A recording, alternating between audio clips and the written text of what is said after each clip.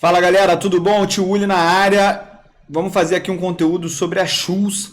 A Schulz, para quem não sabe, é uma empresa que trabalha no comércio de fundição, metalúrgicas, ela faz compressores em geral, tem participação aí em setores como quem produz para trator, faz caminhões, tem tudo a ver com o PIB isso. A gente vê aqui também que a empresa ela faz locação desses compressores, dessas bombas, e a indústria automotiva aí é o principal mercado para ela, tá? Para quem não sabe, essa empresa ela está em Joinville, mas ela tem unidades nos Estados Unidos, na Geórgia, também em Frankfurt, na Alemanha e na China, tá? Aqui no Brasil ela tem 3 unidades comerciais, dentre elas 2 produtivas, tá? A gente vai então olhar agora os números dessa empresa para a gente ir direto ao assunto. E é uma empresa que eu acho que tem tudo a ver com outras empresas da Bolsa também, como Randon, a própria Marco Polo, a IOTP Maxion. E vamos ver aqui realmente o que vem acontecendo com os números dessa empresa para ver se ela é uma boa oportunidade ou não, tá?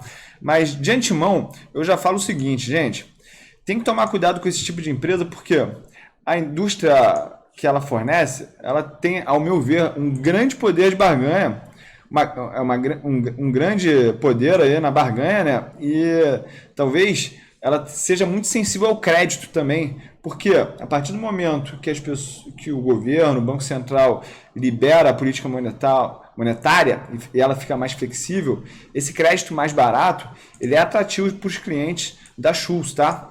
Então, esse novo patamar da taxa de juros pode ser o início de um belo período aí de crescimento da empresa, beleza? Aqui a gente está vendo já a margem bruta e operacional. Para quem não sabe fazer esse cálculo, é o seguinte, gente. Primeiro, na margem bruta, a gente pegou o lucro bruto e dividiu pela... Eu vou até escrever aqui, ó, inserir um comentário. Margem bruta. Feito pelo lucro bruto sobre a receita operacional líquida, beleza? Por quê? Porque o dinheiro ali dos impostos não é nosso, não é da empresa. Ele somente é repassado aí e passa pela mão da empresa, tá? A margem operacional, o que é? É o EBIT sobre a receita operacional líquida. Muito simples essa também.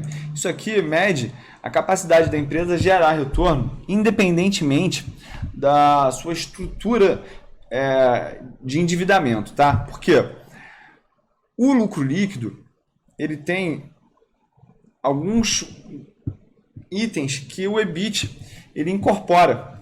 Por exemplo, a gente tem o EBIT, que é o lucro operacional. Após isso, você tem que pagar o resultado financeiro, que é o quê?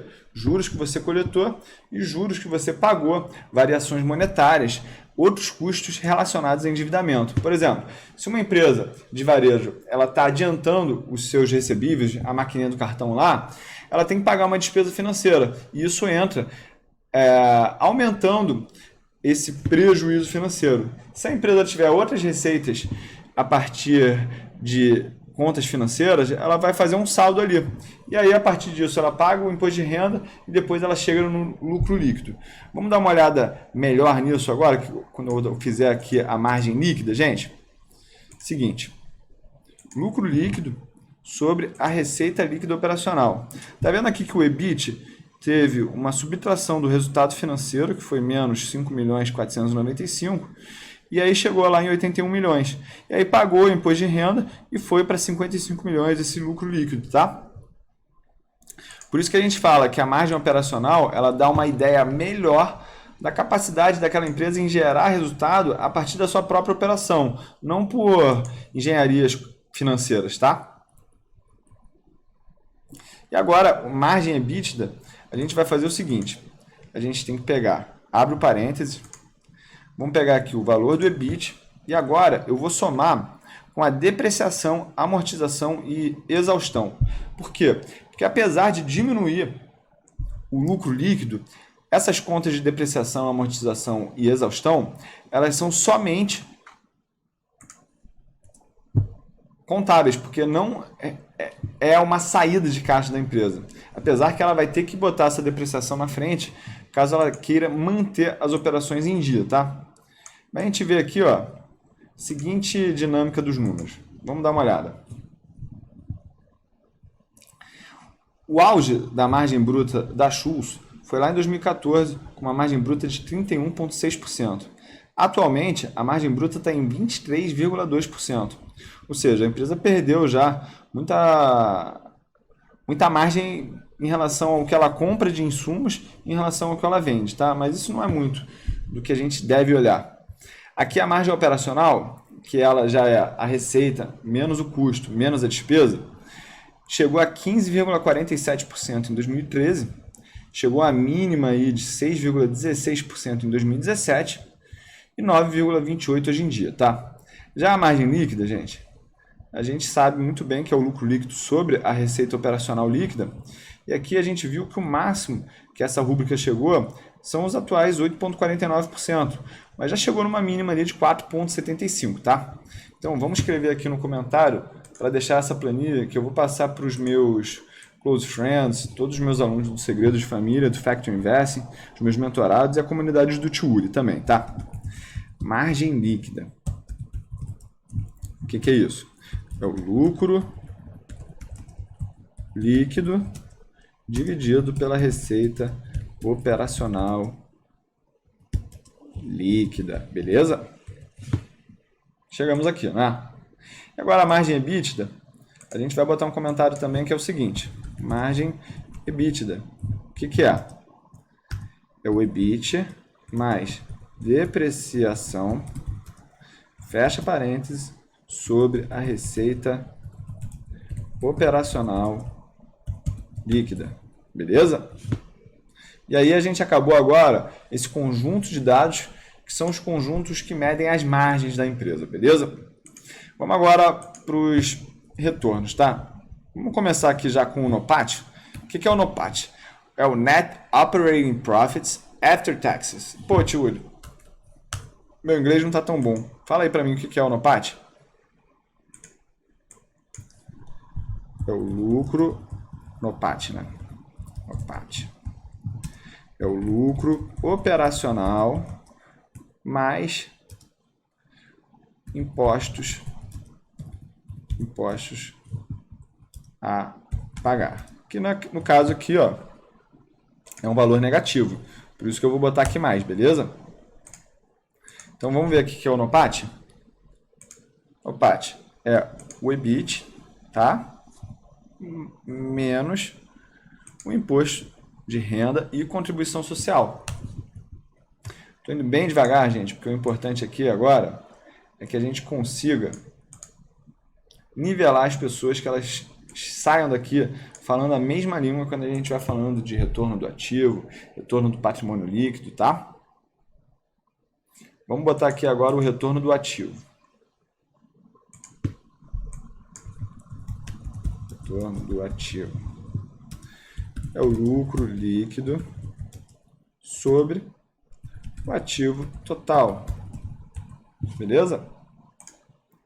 Vamos dar uma olhada aqui então como é que ficou essa conta. Eu vou pegar o lucro líquido em 2011 e eu vou comparar com o mesmo período de 2011, tá, gente? Não pode fazer confusão aqui. E às vezes na distração a gente acaba fazendo essa confusão, tá? Então, o retorno sobre todos os ativos que essa empresa tinha em 2011 foi de 7,14%. Vamos dar uma olhada em quanto que está agora? 6,18%. Só para eu falar para vocês, isso aqui é um valor relativamente alto, tá? A gente viu aqui que esse valor chegou ao mínimo de 2,83% lá em 2017. E foi o maior desse período todo aqui que a gente está analisando, tá? Vamos dar uma olhada agora no retorno do PL. O retorno do PL é mole também. É o lucro líquido sobre o patrimônio líquido consolidado. Beleza? Então vamos escrever aqui nesse comentário. Retorno do PL. Lucro líquido sobre patrimônio líquido. Beleza? Molezinha também, né? E esse aqui, Quanto maior a alavancagem da empresa, maior será o retorno do patrimônio líquido, tá? Por isso que a gente tem que tomar cuidado com esse indicador aqui para não olhar ele muito rápido. A gente tem que analisar a fundo. Mas olha aqui, ó. A empresa já teve um retorno do PL de 20%. Esse valor chegou num mínimo aí de 6,04% e agora está em 15,09%.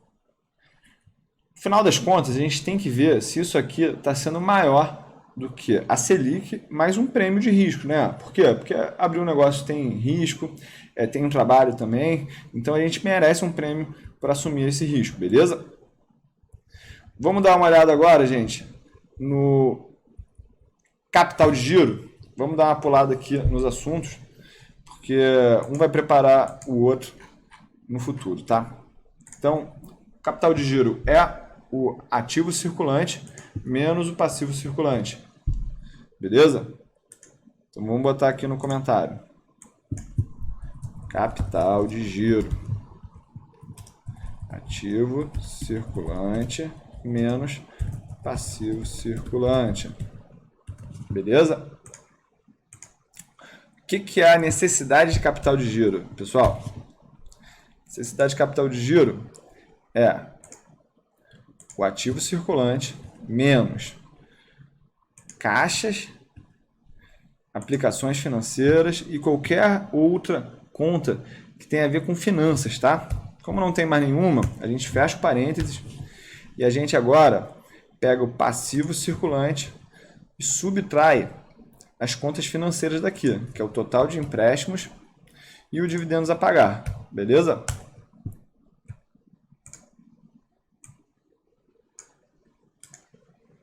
O que é a necessidade de capital de giro?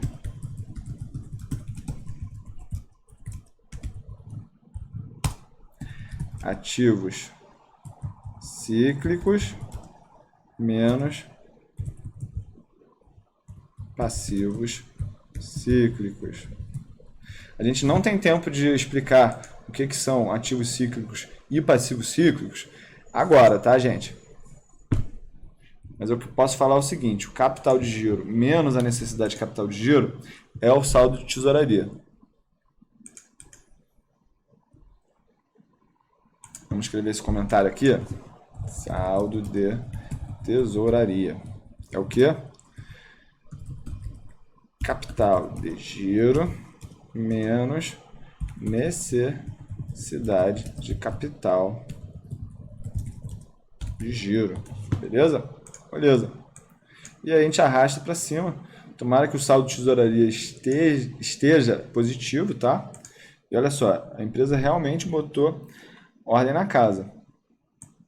Tanto que o capital de giro passou de 216 milhões para os atuais 567 milhões.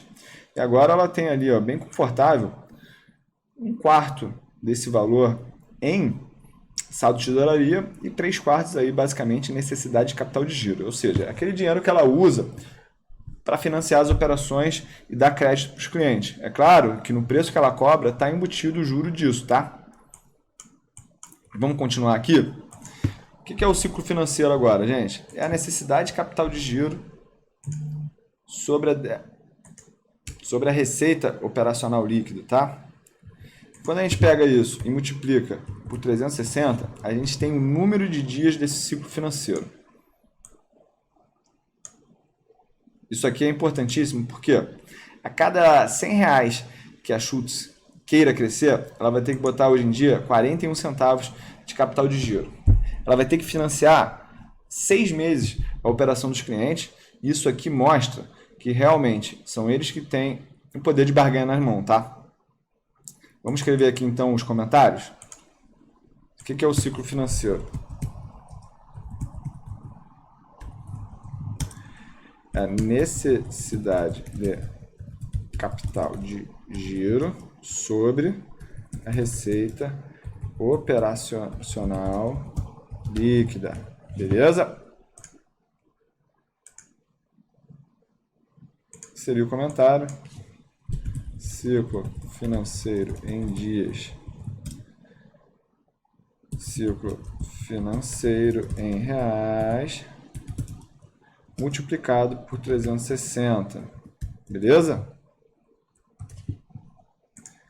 Isso aqui, basicamente, gente, é a capacidade que a empresa tem de financiar as operações por conta própria, tá?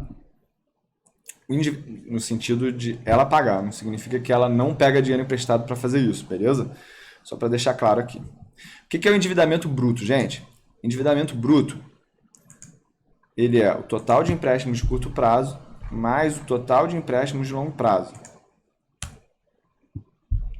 E aí, o endividamento líquido é justamente o endividamento bruto menos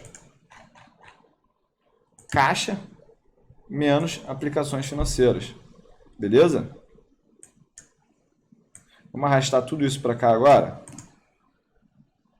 A empresa ela cresceu também o seu endividamento bruto, mas ela manteve estável o endividamento líquido. Isso é uma coisa boa, tá?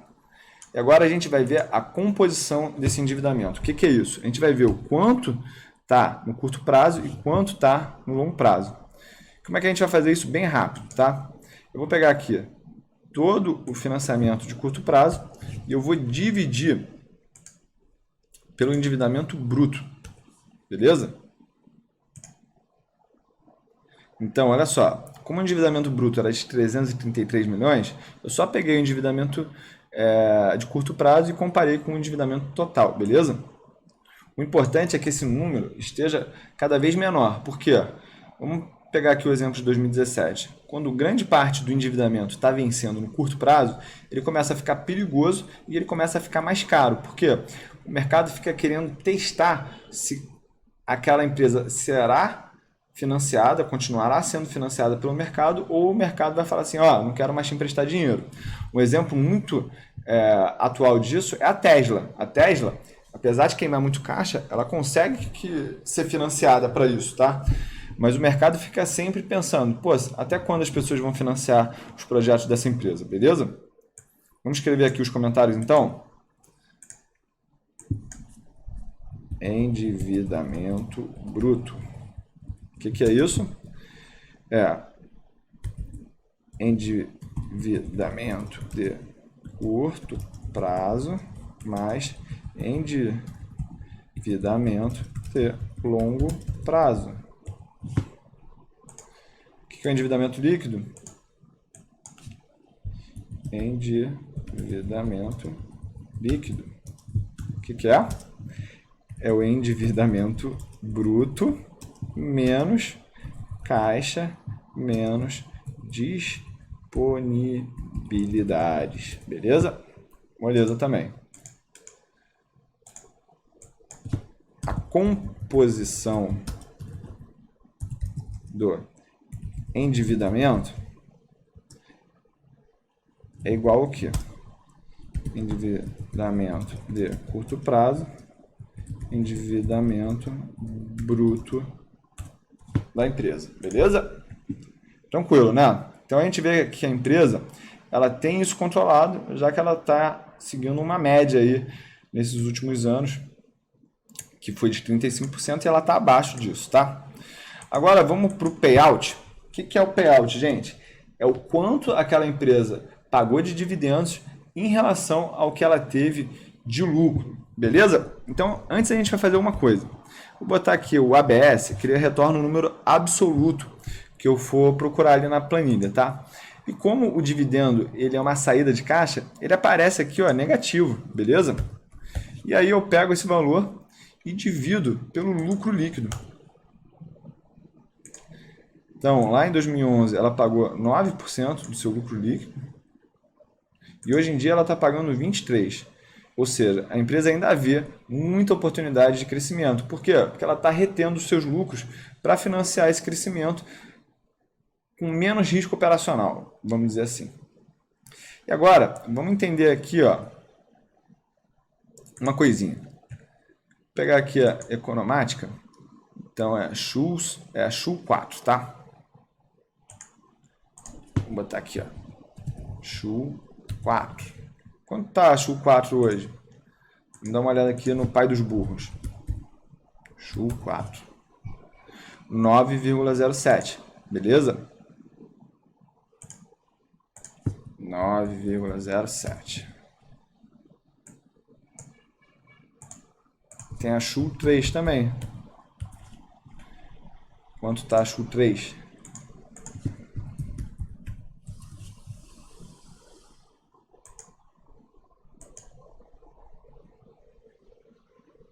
R$11,50.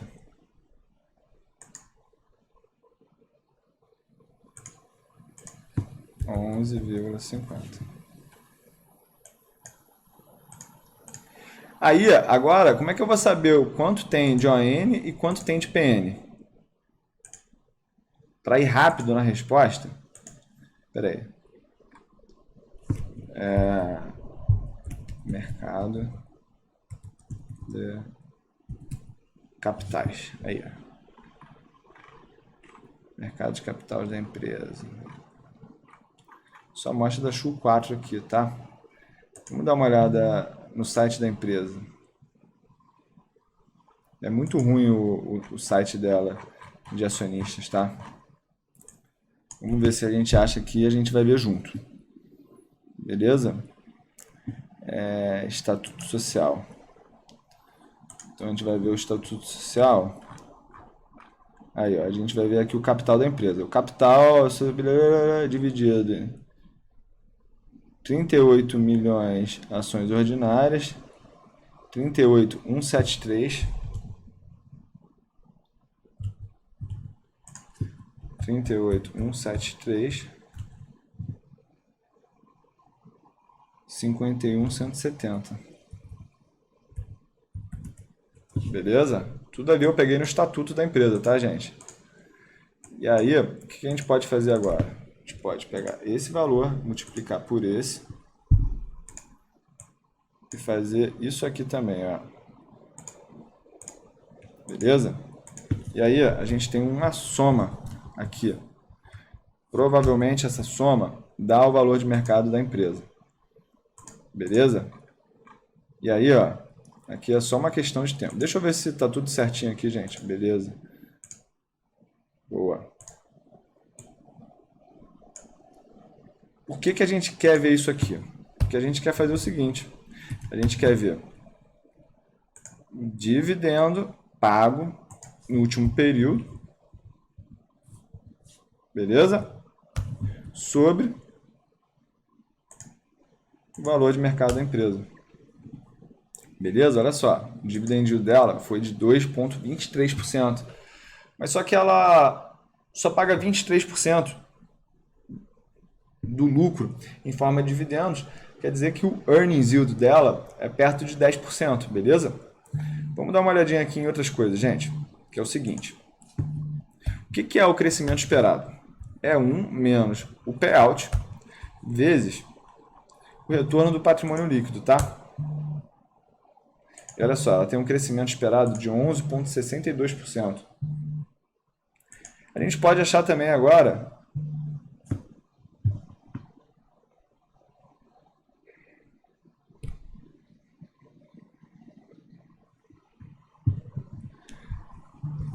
que é o seguinte, a gente vai pegar o preço dela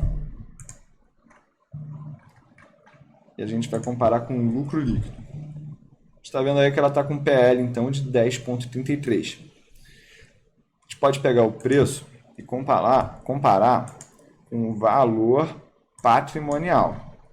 Fechado?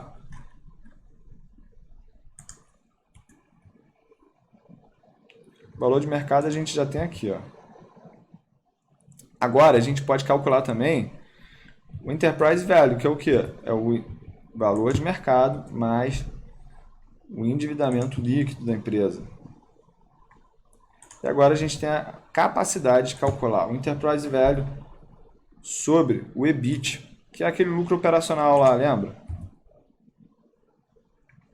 E olha só, 11,97.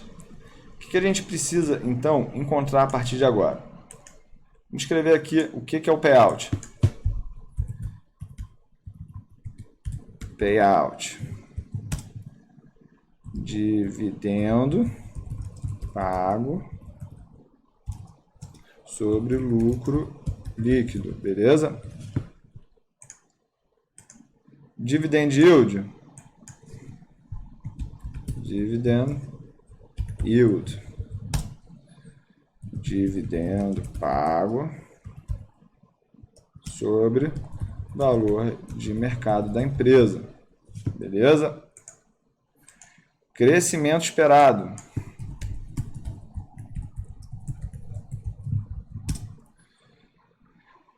Retenção de lucro líquido vezes retorno do PL. Beleza? Esses aqui, o Enterprise Value, vale a pena falar. Enterprise Value é o seguinte, é o valor de mercado mais endividamento líquido, beleza? E o valor de mercado vale a pena ser falado também, que é o quê? Total de ações vezes preço de mercado das ações, beleza? O que é o preço sobre book? Preço sobre book é igual valor de mercado sobre patrimônio líquido. Beleza, gente? Preço sobre lucro nem vale a pena falar, né?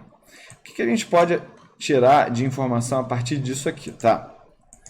Vamos entender qual que foi o dividendo pago aí no último ano. Dividendo, beleza. Tá? Então, se o dividendo ele respeitar o crescimento aqui dessa forma, no ano que vem ele vai ser de 22 milhões de reais, tá? Vou botar aqui como se fosse D1. Esse aqui é o D0. E aí, o modelo de Gordon, o que ele fala? Se eu pegar o dividendo do ano 1, dividir por uma taxa de desconto. Vamos botar que a taxa de desconto do tio William é 12%, tá? Na verdade, vamos botar que a taxa de desconto do tio William é 15%. Só que eu tenho um crescimento. Esse crescimento é de 11,62%. Vamos ver quanto que ele vai gerar de valor para essa empresa? Ele gera um valor para a empresa aí 663 milhões de reais. Lembra que ela está valendo 903 milhões? Vamos entender então o que o mercado está pensando dela. Vamos botar essa taxa de desconto para 12%. Está vendo como é que o mercado é sensível a isso? Então, ou a gente tem que entender que esse crescimento está muito alto. Atualmente aí o mercado está gerando uma diferença entre o seu custo de capital menos o crescimento de por volta de 3%. Tá? Vamos pensar que o crescimento real da economia vai ser alinhado com o crescimento do consumo de carros. Tá? Eu não acho que o consumo de carros vai crescer muito aceleradamente. Já está assim, quase que um mercado consolidado. Então vamos usar o crescimento da população como um todo, que é 1,8%, e aí a gente vai ter uma outra visão sobre o que está acontecendo com a Schultz. Ela vai provavelmente ter um crescimento muito forte agora, nos próximos anos, e depois ela vai se estabilizar perto de 1,8%, tá? Então vamos refazer essa conta com Selic, que é 5%, mais um prêmio de risco de 3%, que eu acho que é o que atualmente o mercado está sendo precificado, e subtrai esse crescimento que eu botei aqui. Olha só, 362 milhões. Isso quer dizer que o mercado ele não está precificando ela de uma maneira tão agressiva.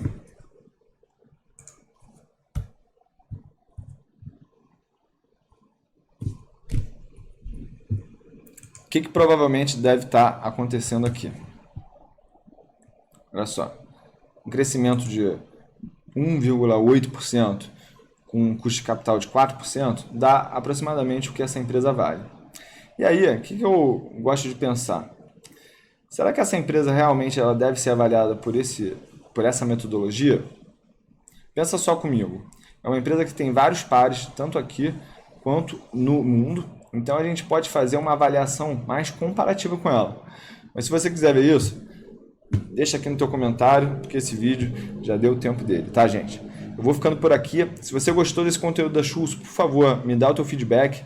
Fala qual é a próxima empresa que você quer que eu faça esse tipo de estudo sobre os principais indicadores, que vai ser só o começo, tá, gente? Obrigado aí pela paciência de todo mundo e vamos que vamos.